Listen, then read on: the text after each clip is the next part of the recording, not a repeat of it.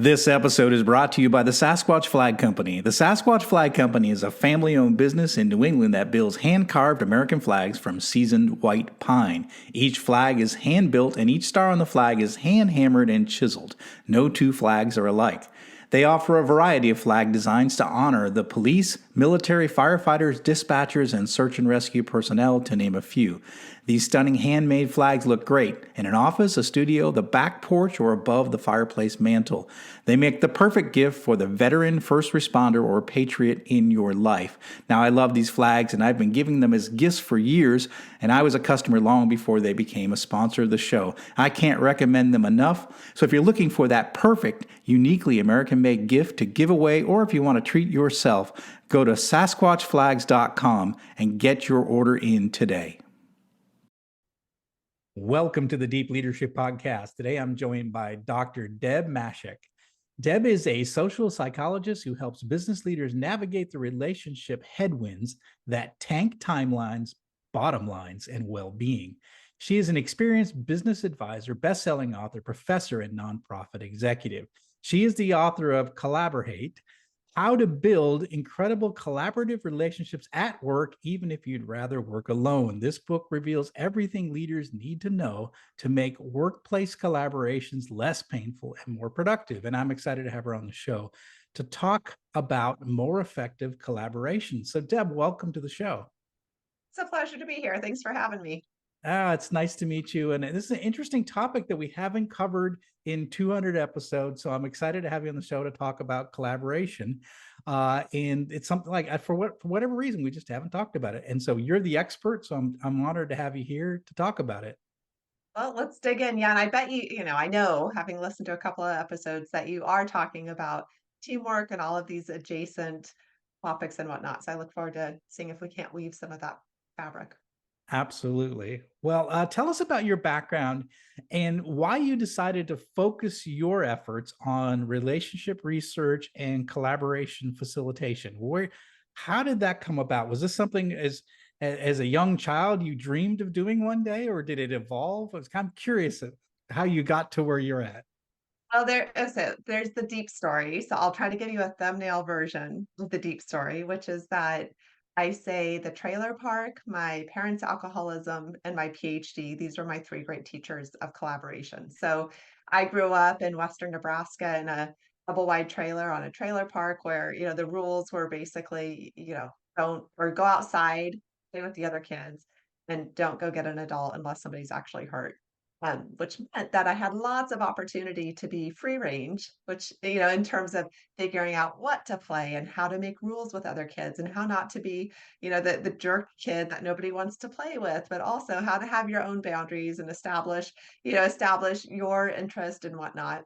And so the trailer park was this fabulous space where, we weren't allowed to leave the chain link fence that surrounded the trailer park. But other than that, it was a pretty open play mat for Yeah. figuring out social dynamics, which is incredibly useful. And then on the side, and the next step up is both of my parents struggled with alcoholism their entire lives. They both died when I was 24. Mm. But what that means, for a lot of kids who grow up amid addiction is that the parents aren't necessarily able to do as much adulting as perhaps you would be ideal. So, being able to be responsive to the kids' needs and whatnot. And it's a little bit convoluted, perhaps perverse, that what that means is I needed to look outside the family, Mm. to develop those relationships, and whatnot for some of my basic needs to be met. And so figuring out, reading the social situation, figuring out, who's likely to get, knocked off the rails tonight if I do the wrong thing or whatnot. But to be able to go out to those relationships out there in the community, whether it's my teachers or the parents of my friends, and form connection in order to be self-sufficient. So there's kind of an interesting thing there. Interesting. Yeah, that makes a lot Yeah. of sense, actually.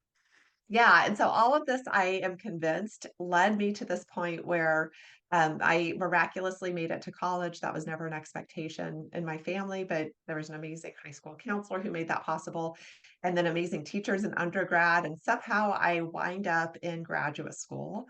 And my first semester, I'm taking this class called The Psychology of Close Relationships, and I was entirely smitten. So, yeah, I know you mentioned like you're in grad school right now, but feeling of wanting to read every single article and showing up and like raising my hand. I wanted to ask questions and have comments on every single thing. And that is when I realized, well, first of all, that there's this entire field on the psychology of close relationships. And second of all, that I absolutely loved it and decided I wanted to commit my whole career to this. So then I, was teaching and researching on the psychology of close relationships and ended up through so grateful for this opportunity. Ended up as a professor out at Harvey Mudd College, which is in Claremont, California, one of the Claremont colleges, and spent a lot of years there teaching, researching, engaging with students around this topic. And then the opportunity came up to, I don't know if you know about the Claremonts, but it's really cool. There are five totally independent colleges co-located on a single square mile of property. Hmm. And this opportunity came up to direct a grant focused on figuring out how to help the institutions build better academic collaborations. Ah. I was like, well, this sounds like a fun challenge slash I have no idea how to do this. And then I realized like actually I do the exact same theories and models and strategies for developing interpersonal connection and relationship. I thought, I'm going to use these. I've got this toolbox. Let's see what we can do with it. And it was at that point that I fell in love with collaboration as a form of relationship. So probably way more details than you wanted to know there, but that's the story.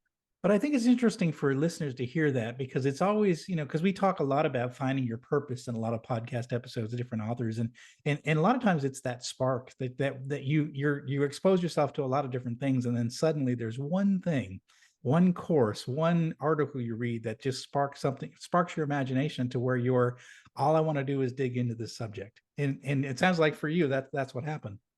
Yeah, and it's, one of my favorite words is serendipity. So it's Mm, not, I don't personally believe that there's one right path for any of us or one right right. relationship or one right thing we can do. But if we expose ourselves to enough of the variety that's out there in the world, something will catch fire. And so this idea of pursuing whether it's our education or our communities as this candy store to be experienced. Sure, some people don't like the black licorice. You might love the black licorice, but you've got to try it Right. to find out. Right. You got to get those experiences and you've got to try different things until you find the one thing that is like, this is why I've been placed on earth. This is what I Yeah, want to do. Yeah. and to be open to the possibility that something will surprise you, and when that Yes. happens, to give yourself permission to go after it. Yeah. Yeah. Wow. Well, we weren't going to talk about that today, but that was a really good segue not a segue, but like a departure from the subject. But it is a really important point about finding your purpose in your dreams. But that's a great story, a great example of how you expose yourself to a bunch of different things, and suddenly now you're the expert in collaboration. So it's And I'm wonderful. sure I've exposed myself to other things where I'm like, never again will I do that. And that's okay too. Yes, exactly. That's been more of my story through my career. So When I was a professor, I used to tell this my advising students of, take whatever classes you want. And if you find something that you hate, that's just as valuable. That information is yeah, just as valuable as finding the class that you loved. Because now there's a whole bunch of stuff you can rule out once you find the yes. things that you hate. I totally agree with that. Absolutely. So, like, tell us about your book. It's called Collaborate, and we'll make sure we pronounce that. It's collaborate with H in the middle of it. So we'll talk about that in a bit. But what was the reason that you wanted to focus this book on collaboration? And who is the book for? Is it for the business, so for leaders, for the business world? Who's the customer? Who's the reader for this book? Yeah. So the ideal reader that I had in mind as I was writing it was this is totally what you're not supposed to do. Anybody who needs to work with other people to whether it's to bring their dreams together or to just as a function of their jobs, which is pretty much everybody. But yeah, I was hoping to speak to the managers, the leaders, the people who have the agency to actually bring in some of these interventions into their workplace. That said, there's an entire chapter. I mean, you've read the thing. So everything builds up to this workshop that's a DIY that any of us can do as individuals too. So ideally, business leaders are looking at it saying, hey, yeah, we've got some challenges here. Here's a tool that we can use. But any individual can also parlay those into useful knowledge to improve their collaboration.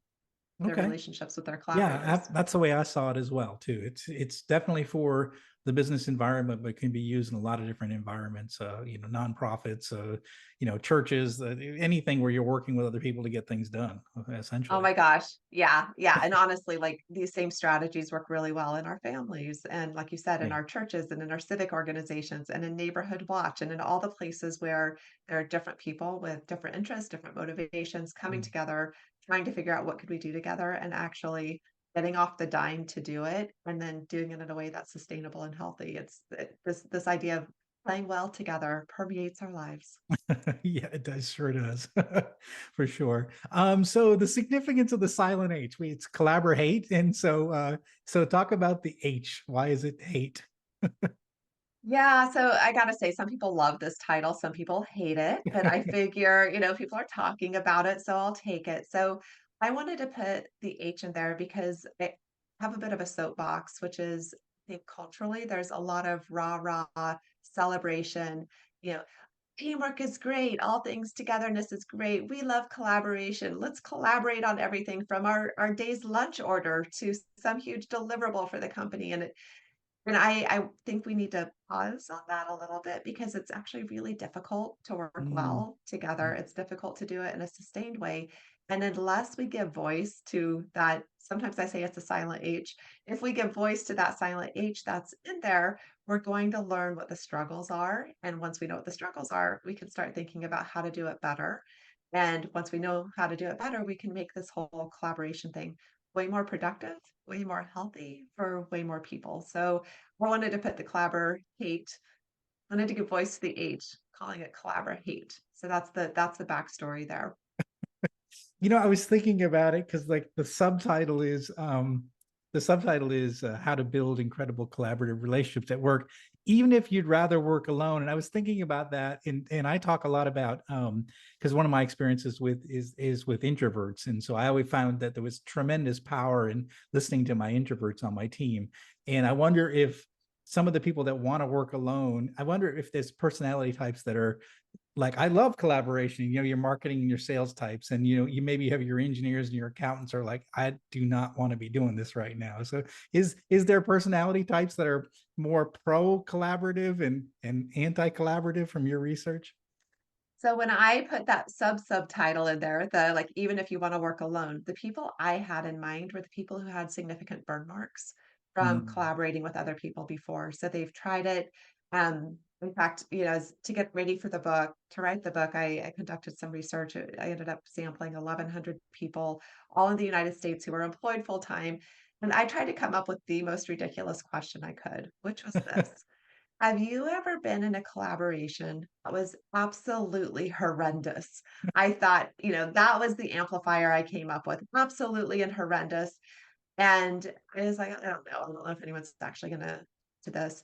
Freaking 70%. So 7 out of oh, every 10 participants said, wow. yeah, I Mm, have been. And I also asked, have you been in one that was absolutely incredible? And something like, 8.5 out of 10 said yes to that. So okay. thankfully, more people are having good experiences than bad. This is a whopping percentage of us out there in the workplace who are saying, like, sometimes this stuff sucks. And we know from any relationship that our learning histories in those relationships inform our current dispositions, our current Okay. willingness. And so that's who I intended in that parenthetical, even if you want to work alone. That said, to your question about what about personality types, um, it's, different people have different reasons for wanting to have different working rhythms and figuring out a way to honor that. And certainly people self-select into careers, jobs, roles, responsibilities where they either have to collaborate more or less. The vast majority of people do have to collaborate in some way within organizations. Yeah, for sure. For sure. Yeah. And but it's interesting to see how people collaborate. At least just I'm thinking back on my past experiences, in collaborative exercises, and I think as a leader, sometimes we have to make sure that that the quiet person doesn't get stepped all over, because sometimes there's people who are very vocal and they dominate conversations, they dominate the decisions. And so I'm always careful to make sure that the quiet person, I'm always like, all right, Susan, you haven't said anything. So what are you thinking right Well, now? and So, this is one of the beauties of one of the beautiful lessons learned from COVID is the role of asynchronous engagement mm, to make sure people have thinking time, but also different modalities of chiming in and sharing their input and whatnot.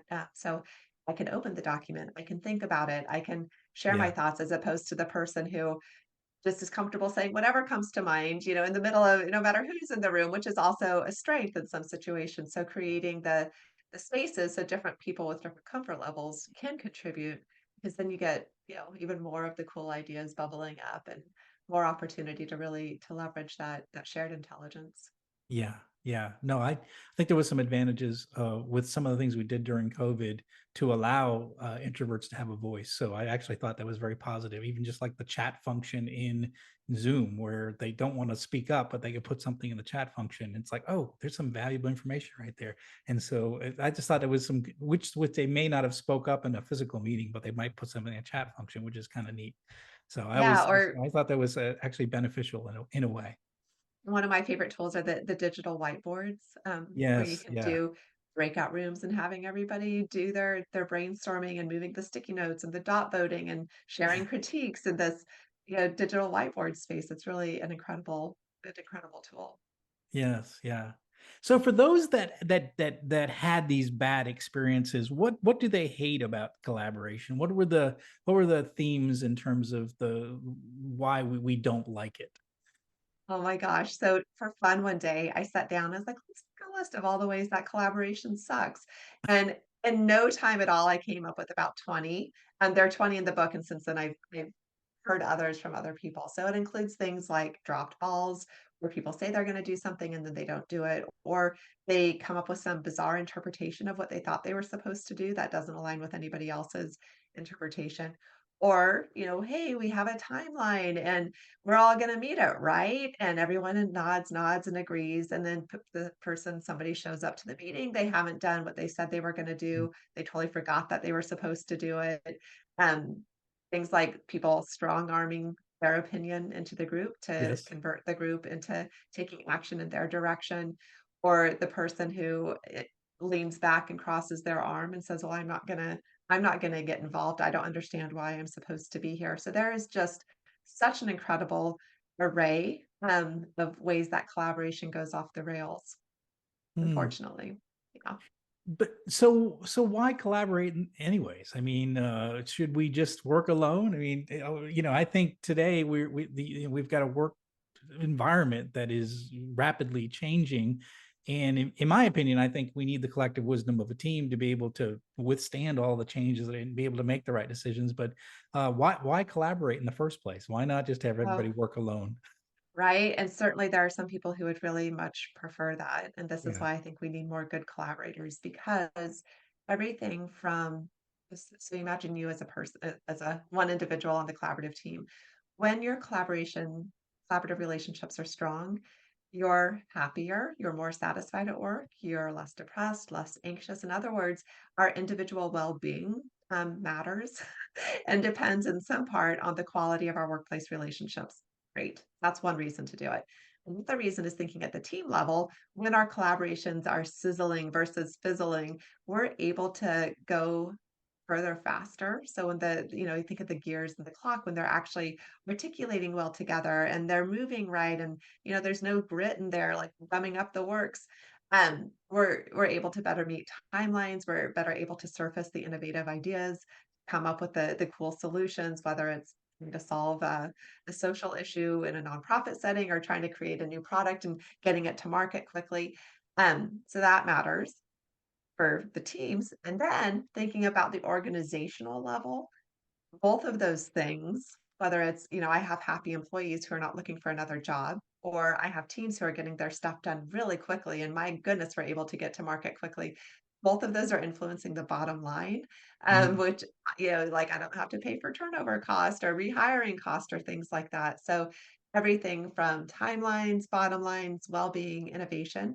matters when collaboration is going well. And then there's this, kind of the bigger picture question of like, so why do we, like you said, why do we need collaboration in the Yeah. first place? I'm of the humble opinion that, the really challenging problems we face as a society, whether we're talking poverty, climate change, education, um, none of those are going to be solved by any one person. Yeah. They're unlikely to be solved by any one team, any one company, any one organization, any one sector. So it's through that integrative synthetic knowledge that crosses boundaries, whether it's crossing disciplines or, within a company, the departments. So, like we all need to be organs in the organization. That sounds kind of gross and biological, but also that metaphor of, you know, there's value in being able to work together to address these big needs that are out there in a pretty times desperate world. Yeah, I couldn't agree more. That's exactly what I was thinking was the answer. So for sure, because at least in my experience in the business world, is that the problems are more complex, and one person's knowledge is not sufficient to be able to answer it. So you need to have many people thinking about a problem and working together to solve it in today's environment. So it's just And moving too quick. yeah, even you just use the word information. And Yeah. even that, it's like we're flooded. We have access obviously to so much information and Yeah. more, more is being created every second than any one person can possibly know. So that kind of distributed knowing and pulling things together in a way that makes sense. It's hard. It's so hard. And we're not trained how to do it, which is interesting too. That Um, is true. but it's essential. Right, it's essential, yeah. So what are some, like, just, how do we get better at collaboration? What are some just simple things that we need to think about that are sort of best practices in collaboration, and things that we need to be aware of as we're entering in a collaborative type of exercise or a project or what have you? So my advice to business leaders is to think broadly about your collaboration ecosystem. So yeah, I know that's kind of buzzy. So what do I mean by that? Um, do you have collaborative people? Mm, So have you hired and brought into your space people who have positive mindsets toward collaboration, who know how to collaborate, so they have the skill sets, but also they have the dispositions, like it's in their nature to mm. want to work well, to be a part of a team, that sort of thing. So you need collaborative people, but it's not enough just to hire these people in and expect them to like go do something amazing together. You have to create the environment around those individuals for those collaborative behaviors to thrive. What does that mean? The most basic level, it means we need to invest in our collaborative relationships. So that's what the Collaborate book is all about, is like how to build that collaborative relationship. Then even beyond that, there's this environmental piece of, do you have the tools and processes in place that enable great collaboration? Um, Here's one of my bugaboos, just a quick little another little side journey is I think, over the past 5 to 10 years, at least in a lot of corporate settings, the word collaboration has come to mean, do we have the tech Oh, right, tools in place? right. So, is our data storage talking to that thing over there, or do we have the right project management tool or something like that? Tech is super important. That's not if that's all you're doing, you're way under leveraging what's possible with collaboration. So, but it's important. So I think of the tech tools, the processes as part of that environment that supports collaborative people. And then this is a big leadership one, thinking about the collaborative culture of your organization. Mm, So, is collaboration actually possible where you are? Because guess what? If it's not possible, you're not going to get it. mm. Is it easy to do? Is it normative? Is it rewarding? Like, is this actually the behavior you're incentivizing, or do you say you want collaboration, but really all you do is reward individual, the Marlboro Man cowboy sorts of behaviors, in which case, guess Right. what you're going to get? Um, and then sometimes people actually require collaborative work too. But there's this whole ecosystem of questions that you could, I think, should be asking as a leader if your goal is to actually get more of that collaborative behavior.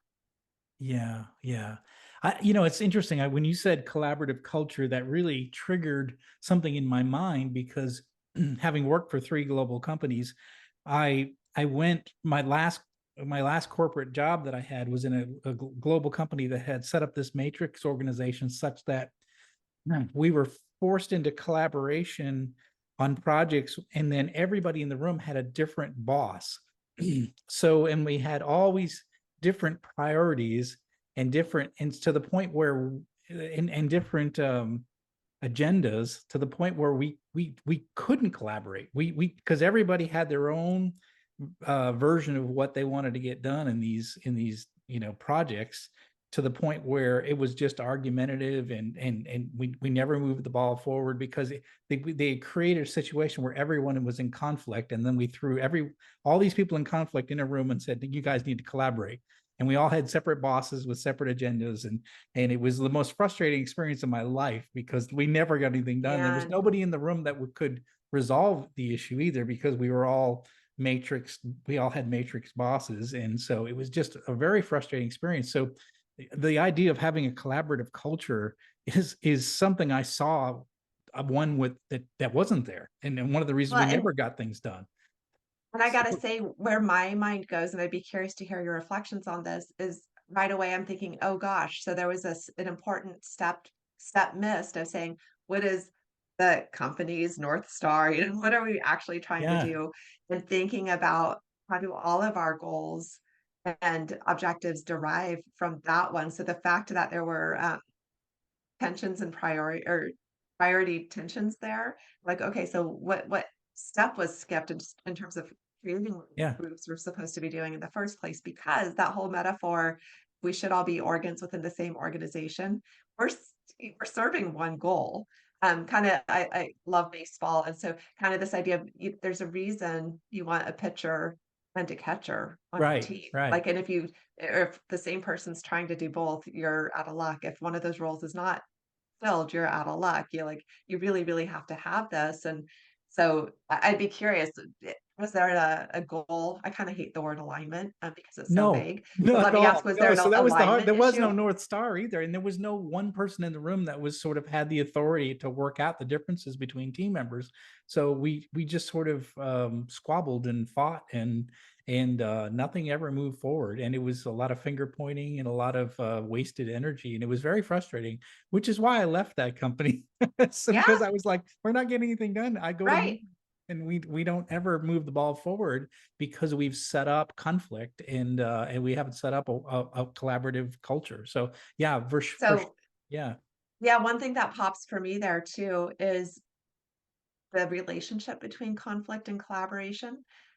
So I'm a big believer that conflict is good for an organization, that yeah, you want people to be able to hold their respective, priorities in a constructive tension. These are fabulous ideas that Leanne Davy and The Good Fight really unpacks in a brilliant way.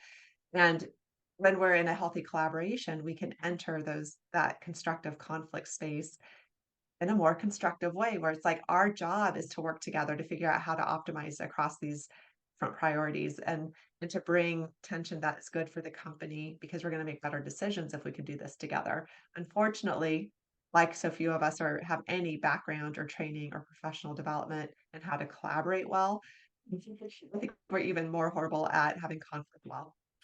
yes, that's for sure. That's for sure. And I think when there is a North Star and we're all working, like for example, in my second book, I wrote All in the Same Boat. And on the submarine, we had a common view of the mission. And, it was like, we're there to protect the country and get everyone home safely. And everyone believed that mission. And so, yes, there was conflict. We had different ideas on how to do that, but we were all aligned with a common mission, a common objective as a team.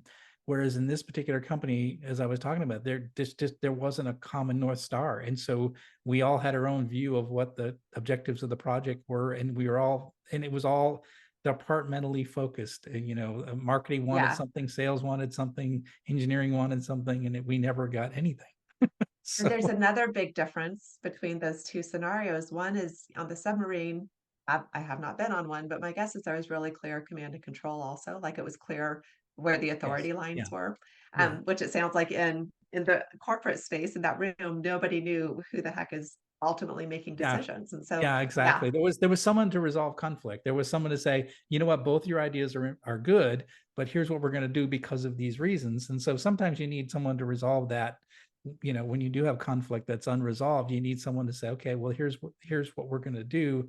And we didn't have anyone like that. So it's kind of just one of those interesting situations where I think the structure it was established for a reason, but it was really creating a lot of disunity in the organization for sure. Yeah, I feel like all of these different structures for our organizations, they're in the right place, right time. More than anything, there's right implementation. There's a way to bring these ideas to life that will actually serve the goals that you're trying to live. And Yeah. there are ways of screwing all of this up, which is what makes this whole leadership thing so dang daunting and Yes. big, and why they need your podcast. Absolutely, absolutely. So, tell us about the Mashek matrix, which is part of the book, and I think that's sort of like the heart of the book. So, tell us a little bit about what that is. Yeah, so I feel like every good business book needs a 2 by 2 matrix, right? Yes. So this is a 2 by 2 matrix, and on one axis we have collaborative relationship quality, which can either be high or low. All of this, all this is your subjective sense of how good or bad your relationship is with a particular other collaborator. And then on the axis, so let's go x-axis, we've got interdependence. And interdependence is the extent to which our outcomes are mutually constrained, mutually influenced. So whether I like it or not, what you do is impacting me. It might be impacting things like my ability to get promoted, or my ability to do good work, or my access to social networks or cool opportunities. There are all sorts of different outcomes we can talk about. Interdependence can also be low or high. So, what the Mashik matrix is, and I realize this is always hard to talk about on podcasts because it's such a visual model. So, I'll offer, if people are interested. We're going to put a PDF in the show notes. You're welcome to check that out. When you have high interdependence and high relationship quality, this is where I know you, I trust you, I know Yeah. you're competent, and it's great that our outcomes are tied together because we are a well-oiled machine. When you toss the ball up, I'm going to catch it, and I catch it every dang time. And God forbid I drop it. I know that I dropped it. I own that I dropped it. I apologize. I come up with strategies of what I'm going to do differently next time to protect you, to protect me, to protect us, to move this dang thing forward that we both care about. It's a brilliant thing. So high relationship quality, high interdependence. But when you have high interdependence, low relationship quality, this is what I call collaborate. This really sucks. So I Yeah. don't like you. I don't trust you. I think you're incompetent. You annoy me because you never do what you say you're going to do. Yes. And I'm, my wagon is hitched to your ill-mannered horses, and I don't like it. So you're taking me down with you. And Yeah. it's a miserable, miserable place to be. Um, so the key difference in those two states, one of which, that top right quadrant I call collaborate, because a nice little play on words, and that lower right quadrant I call collaborate. The big difference there is relationship quality. Mm. So you might think, well, okay, so we'll improve relationship quality. That'll be great. Problem is that I'll step out for just a second to talk about a married couple. Imagine there's a married couple on the verge of divorce. They're miserable. They're in the marriage equivalent of collaborate. They finally decide to go to a therapist, a marriage counselor, or sit down. Um, what the counselor is unlikely to say is, you know what, you should just go out to dinner. That'll solve it. Like, just go spend some quality time. We know going out to dinner is great for relationship quality, but there's some other problems that need to get fixed first. So the is more likely to be encouraged if the resources are there in the couple is to somehow increase independence. So to decrease interdependence. How?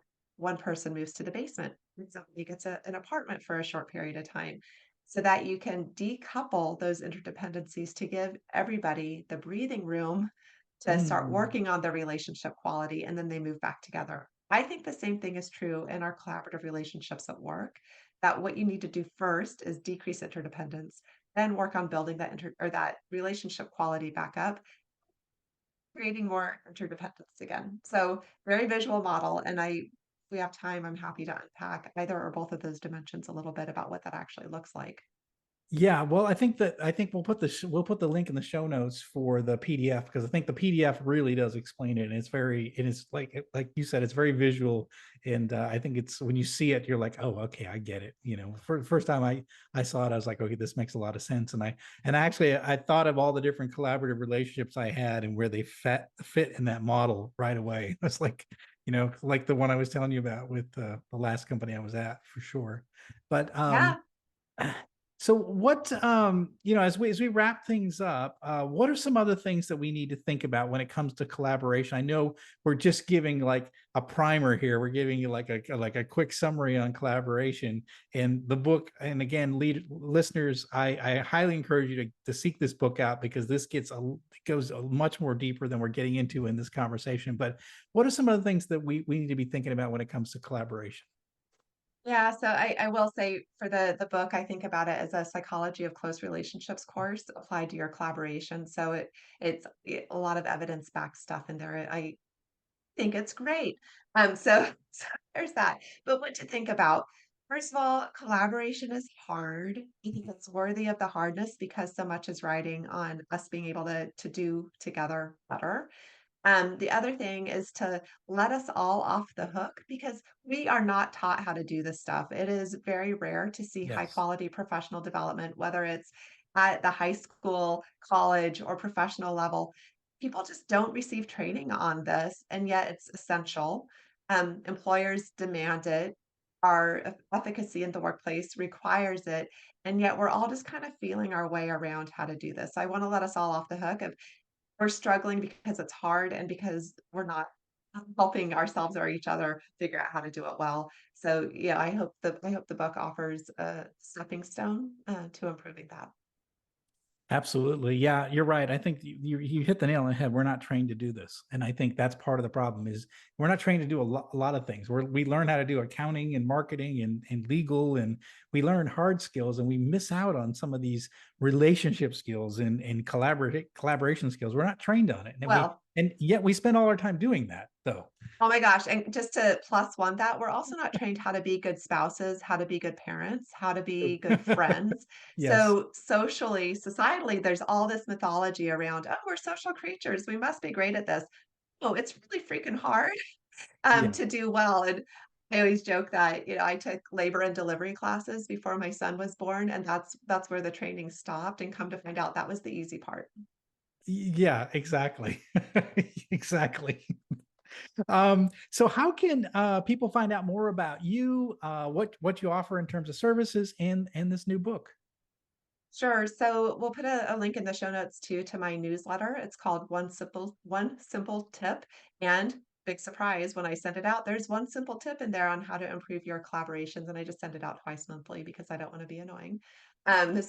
So please look that up. And you can also go to collaborate.com and there you can learn about the book, my work as a where I do my consulting and coaching and keynotes and all of that good stuff. But I think the newsletter is really the great way for us to begin our conversation. Fantastic. And we'll go ahead and put links in the show notes for those resources.